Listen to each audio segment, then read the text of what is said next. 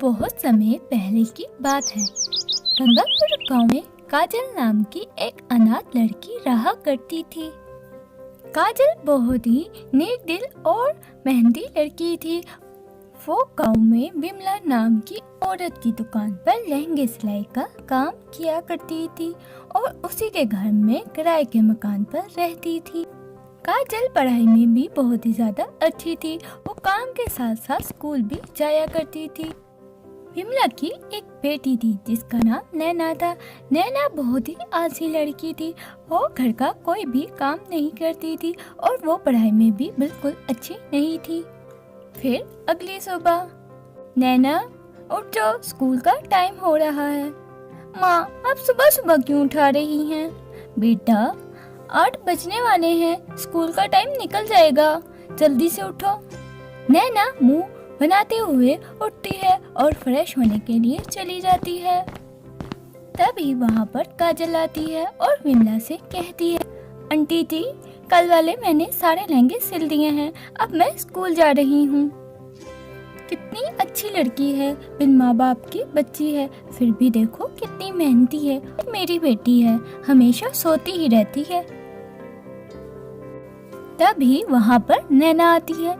अरे माँ, किससे बातें कर रही हैं? एक उस काजल को देख, वो कितनी मेहनती लड़की, पढ़ाई के साथ साथ वो हमारी दुकान पर काम भी करती है। वो है जो सिर्फ सोती ही रहती है। अरे माँ, पढ़ाई करना कितना मुश्किल काम है, मैं तो पूरी रात पढ़ती ही रहती हूँ। और रही बात उस काजल की, उसे तो स्कूल ही नहीं है क्योंकि पढ़ाई लिखाई उसके बस की बात नहीं है। नैना वहाँ से स्कूल के लिए चली जाती है। काजल और नैना एक ही क्लास में पढ़ती थी। स्कूल में ब्रेक का टाइम होता है, तब नैना काजल के पास जाती है और कहती है, चल काजल की बच्ची, पढ़ाई लिखाई तुम गरीबों के लिए नहीं है, चल छुपन छुपाई खेलते हैं। अरे नहीं नैना, मैं पढ़ रही हूँ। ये सुनकर नैना वहाँ से चली जाती है। ये दिन बीत रहे थे। फिर एक दिन रिजल्ट आता है। आंटी जी, ये देखिए मेरा रिजल्ट, मैं पूरे स्कूल में फर्स्ट आई हूँ। अरे वाह काजल बेटा, ऐसे ही तुम आगे बढ़ती रहो। इसके बाद काजल वहाँ से चली जाती है। फिर थोड़ी देर बाद नैनी अपना रिजल्ट लेकर अपनी माँ के पास आती है। रिजल्ट लेकर विमला को बहुत ही ज्यादा गुस्सा आता है। अरे ये क्या, तू फेल हो गई? तू तो कल कह रही थी मैं पूरी रात पढ़ती रहती हूँ, फिर भी फेल हो गई। उस काजल को देख, वो पूरा दिन दुकान में काम करती है और पूरे स्कूल में फर्स्ट आई है। मम्मी, सच में मैं पूरी रात पढ़ती रहती हूँ, अगर नहीं आए तो इसमें मेरी क्या गलती? अरे किसको बेवकूफ बना रही है, झूठ बोलती है। आज के बाद मैं तुझे एक भी पैसा नहीं दूंगी। काजल की तरह कमा कर खाएगी, फिर तुझे पता चलेगा।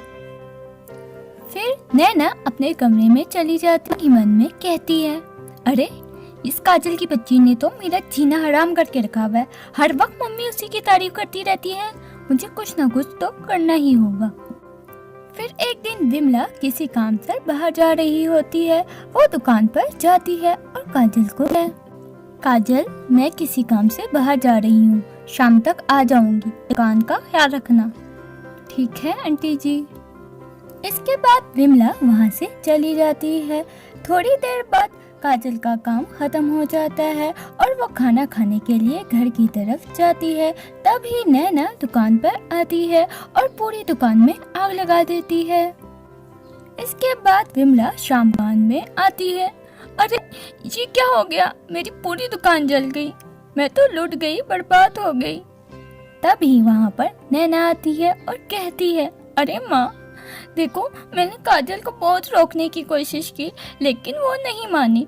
उसने पूरी दुकान में आग लगा दी है और अब घर में बैठकर आराम कर रही है। इसके बाद विमला गुस्से में काजल के कमरे में जाती है। अरे आंटी जी, आप आ गई? अरे काजल की बच्ची, तेरी हिम्मत कैसे हुई मेरी दुकान में आग लगाने की? मैंने तुझे अपनी बेटी की तरह समझा, तुझे मेरी दुकान में आग लगाकर क्या मिला? अरे आंटी जी, आप ये क्या कह रही हैं? मैंने कोई नई दुकान में आग लगाई नहीं माँ, इसी ने दुकान में आग लगाई है। सारे लहंगे मार्केट में बेचकर दुकान में आग लगा दी। मैंने तो जैसी लड़की नहीं देखी आज तक। अब से तुझे मेरी दुकान पर आने की कोई ज़रूरत नहीं है। ऐसा सुनकर काजल रोते रोते वहाँ से चली जाती है। काजल एक पेड़ के नीचे बैठी रो रही होती है। तभी वहाँ पर परी प्रकट होती है। अरे काजल, तुम्हें क्या हुआ है? इसके बाद काजल सारी बात परी को बताती है। काजल, तुम चिंता मत करो, तुम मेरे साथ आओ। इसके बाद परी काजल को आसमान में ले जाती है। आसमान में जाकर काजल को एक जादुई लहंगे का घर नजर आता है। काजल, ये जादुई लहंगे का घर है, तुम इसे ले लो। इस घर में तुम्हें किसी भी चीज़ की कोई परेशानी नहीं होगी और तुम जहाँ चाहो इस घर को ले जा सकती हो। ठीक है परी जी, मैं इस घर को धरती में ले जाना चाहती हूँ। इसके बाद काजल उस घर को धरती में ले जाती है और उस घर में खुशी खुशी रहने लगती है। यूं ही दिन गुजर रहे थे। फिर एक दिन विमला और उसकी बेटी नैना काजल के घर में आती हैं और कहती हैं, अरे बेटा, हम बहुत ज़्यादा गरीब हो गए हैं। तुम्हारे जाने के बाद सब कुछ बिक गया है, हमारे पास खाने के पैसे भी नहीं हैं, तुम हमारी मदद करो। आंटी, इसमें कहने की क्या बात है? आपने भी तो मुझे सहारे में रखा, तो आप मेरे साथ ही रह लीजिए ना। और हाँ काजल, तुम माफ कर दो, तुम्हें मेरी वजह से माँ ने घर से बाहर निकाला। मैं अंदर कभी ऐसा नहीं करूँगी। इसके बाद वो तीनों हंसी खुशी रहने लगती हैं। दोस्तों, कैसी लगी हमारी स्टोरी? अगर हमारी स्टोरी अच्छी लगी हो तो हमारे चैनल को सब्सक्राइब करें और वीडियो को लाइक शेयर करना मत भूलना। तो मिलते हैं किसी नई स्टोरी के साथ।